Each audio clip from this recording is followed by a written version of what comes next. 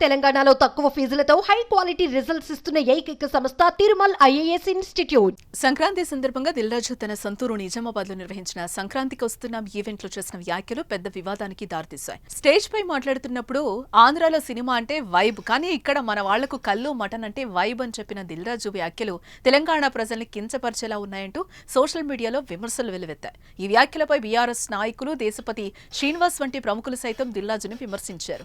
తెలంగాణ సమాజంపై చిన్న చూపుతో మాట్లాడారని ఆరోపిస్తూ ఈ వివాదం సోషల్ మీడియాలో హాట్ టాపిక్ అయింది. దీంతో దిల్ రాజు తన వ్యాఖ్యలపై స్పష్టత ఇచ్చాడు. ఈ మేరకు ఓ వీడియోను కూడా రిలీజ్ చేశారు. అందులో తెలంగాణ సమాజాన్ని కించపరిచే ఉద్దేశం తనకు అస్సలు లేదన్నారు. తాను తెలంగాణ వాడిని, ఇక్కడి సంస్కృతిని గౌరవిస్తాను. తెలంగాణ కల్చర్, దావత్ అంటే ఎంతో ఇష్టం.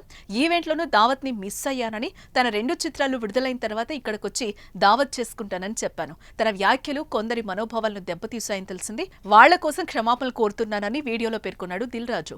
అంతేకాకుండా తెలంగాణ సంస్కృతిపై తనకెంతో అభిమానం ఉందని తెలుపుతూ తెలంగాణ సంస్కృతిని అభిమానిస్తాను. ఫిదా మూవీని తీసి ఇక్కడ కల్చర్ను ప్రపంచవ్యాప్తంగా చూపించాను.